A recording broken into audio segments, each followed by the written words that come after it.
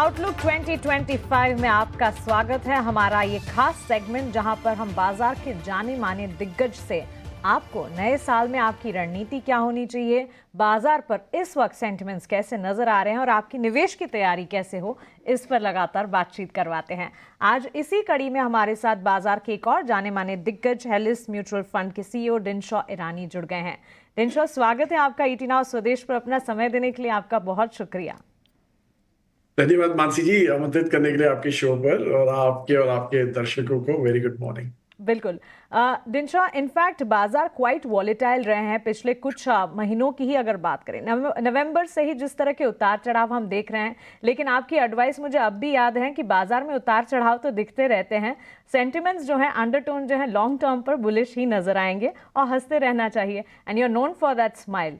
सो valuations के लिहाज से इस वक्त क्या सेंटिमेंट्स महंगे नजर आ रहे हैं? कब तक बाजार की चाल जो है बेहतर होती हुई नजर आएगी? और आउटलुक 2025 हमारा ये सेगमेंट ही वो है कि नए साल के लिए बाजार पर आपका नजरिया क्या है? जी मानसी जी, एक्चुअली वैल्यूएशंस एक डेरिवेटिव होता है ग्रोथ का। अगर जो ग्रोथ अच्छी होगी तो वैल्यूएशन अच्छे दिखेंगे आपको। लेकिन आज की तारीख में क्या हो गया है, और एक्चुअली हमारा ग्रोथ बहुत बढ़िया था till I think March quarter, ये मार्च की बात कर रहा हूँ मैं, जो FY24 का मार्च का, उधर तक growth was very good.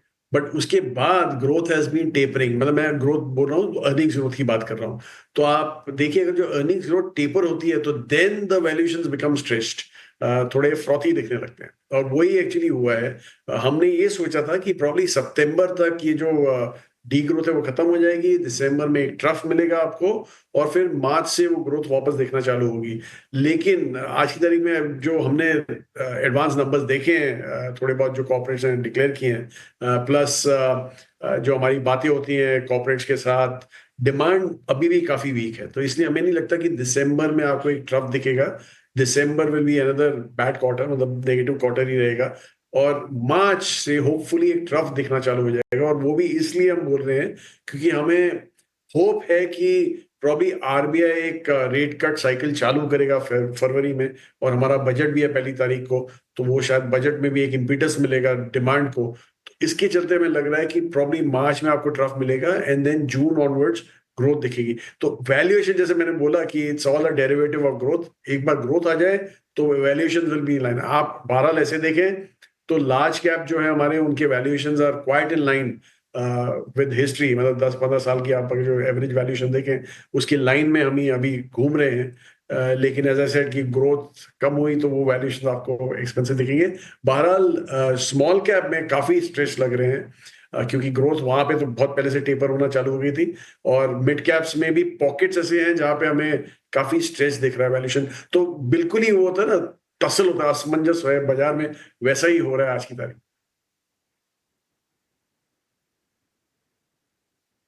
Dinshaw sir, good morning. Abhishek बोल रहा हूँ मैं दिल्ली स्टूडियो से। सर, बाजार के दो पिलर हैं, आईटी है और दूसरा बैंकिंग फाइनेंशियल है। बैंकिंग फाइनेंशियल अभी तक तो 2 हफ्ते पहले तक लग रहा था कि नहीं, थोड़ा सा निफ्टी के मुकाबले बेटर प्लेस्ड है। अभी थोड़ा सा क्रैक आ रहा है ऊपरी लेवल से।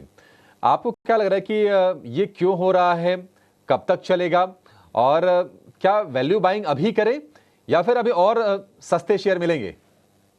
ये अभिषेक जी देखिए, बाजार में हमेशा कुछ चढ़ता है तो कुछ गिरता है, तो इसलिए सस्ता महंगा तो मैं बोलूंगा नहीं, लेकिन यही है कि आपको ये अपॉर्चुनिटीज होती हैं। आज की तारीख में जो आपको सेलिंग दिख रही है, आई थिंक मेनली एफआई की काफी जोरों की सेलिंग है, और मेनली मुझे लगता है वो ईयर एंड की जो सेलिंग आती है वो शायद आ रही है यहाँ पे।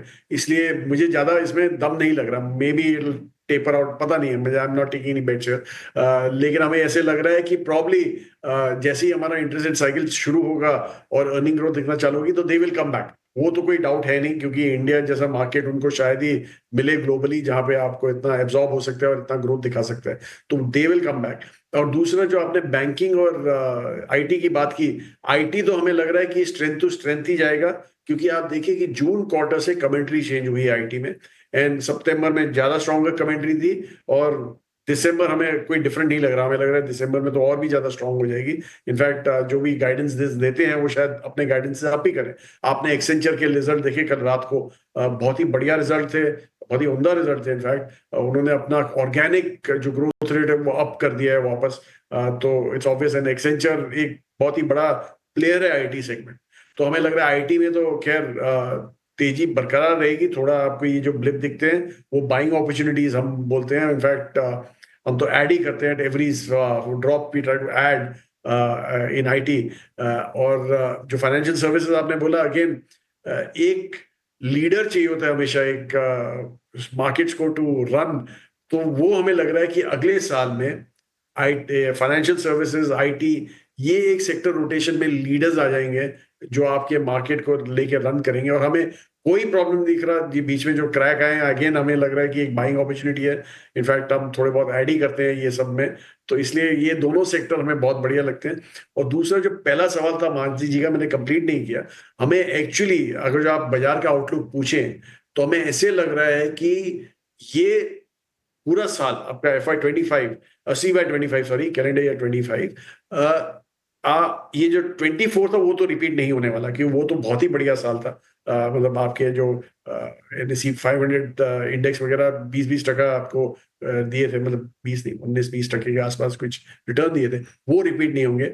हमें लग रहा है कि आपको मिड सिंगल डिजिट रिटर्न जैसा दिखेगा, नेगेटिव नहीं रहेगा मार्केट, वो we can be very sure.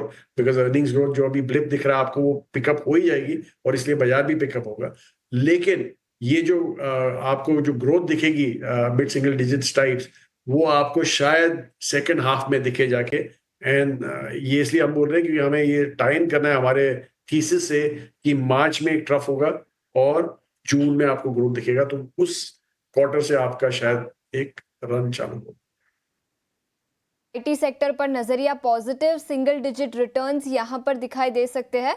इस बीच बाजार में एक बार नजर डाल लेते हैं। निफ्टी अब 23,850 के पास अच्छी खासी तेजी यहां पर दिखी है। इंडिया विक्स 4.5% ऊपर 15 के आसपास कारोबार करता हुआ, लेकिन निफ्टी बैंक में अच्छी खासी रिकवरी पिछले कुछ मिनटों में दिखी है।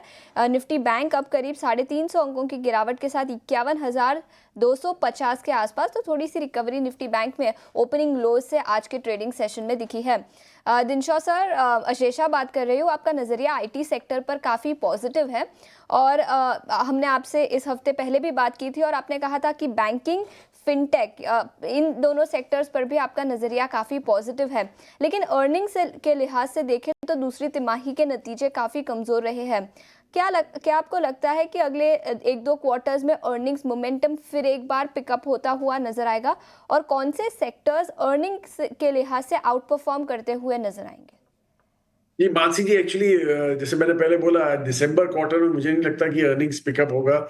हमें लग रहा है कि ये एक्चुअली जो मार्च से चालू हुआ था, मार्च में आपने देखा था कि पहले बार एक छोटे छोटे कट्स आए थे अर्निंग्स में, एस्टिमेट्स में, और वो एक्सीलरेट ही हुए थे going to June quarter and September quarter. तो हमें दिसंबर भी कोई डिफरेंट नहीं लग रहा। हमें लग रहा है कि यहाँ पे फिर से एक अर्निंग्स कट से आपको दिखेंगे, क्योंकि YOY दिसंबर क्वार्टर लास्ट ईयर का बहुत ही बढ़िया था। इसलिए ये दिसंबर आपको इतना बढ़िया नहीं दिखेगा क्वार्टर।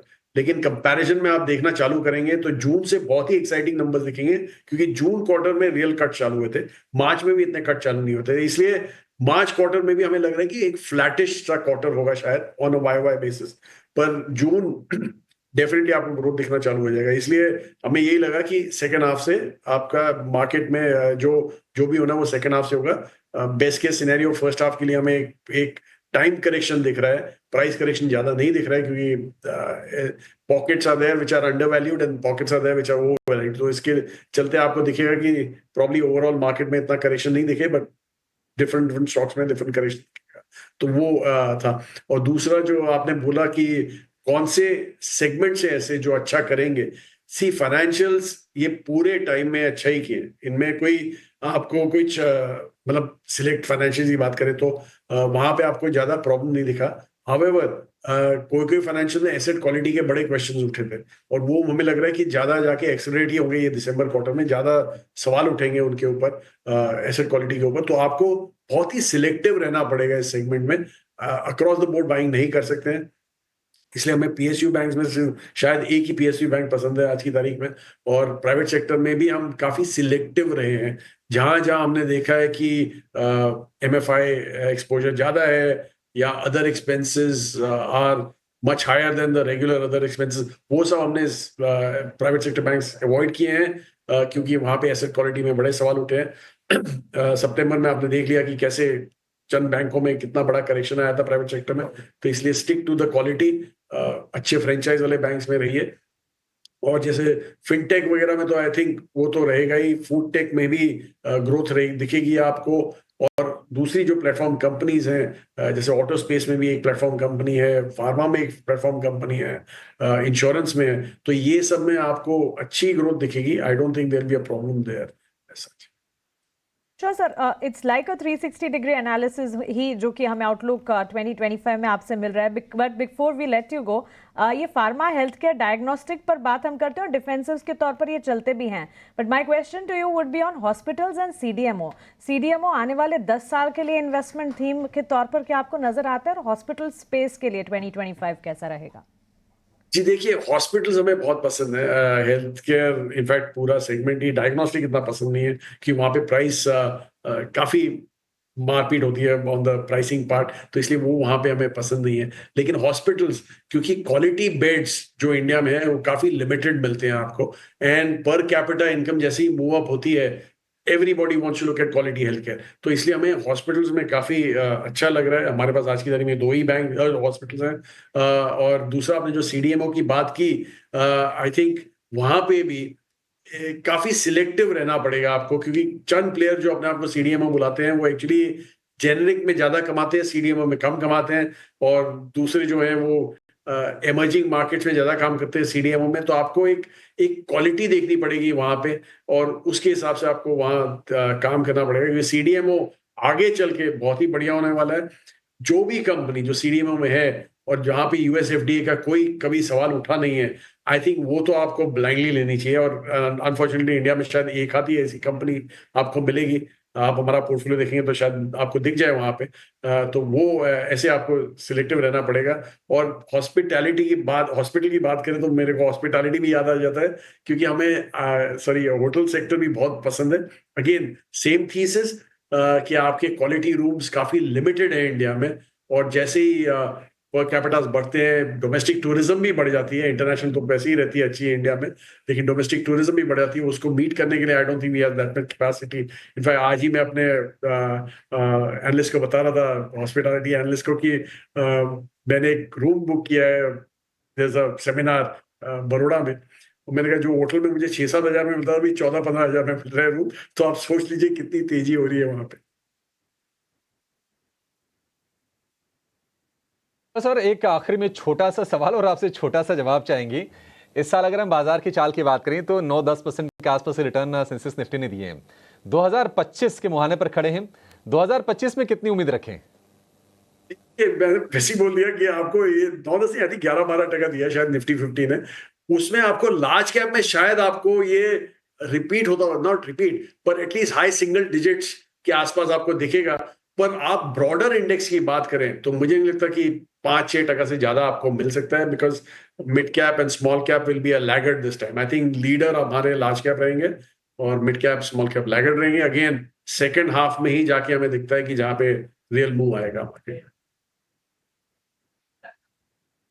ठीक है दिनसा सर, छोटा सा सवाल, छोटा सा ऑलवेज जवाब। Pleasure speaking to you. बड़ा अच्छा लगता है सर बातचीत करके, बहुत ही बिल्कुल सर। नहीं, बड़े आप सरल ढंग से, बड़ी बेबाकी से अपने विचार आप रखते हैं और हमारे दर्शक आपको बड़ा पसंद करते हैं सर। बहुत शुक्रिया आपका समय देने के लिए। धन्यवाद।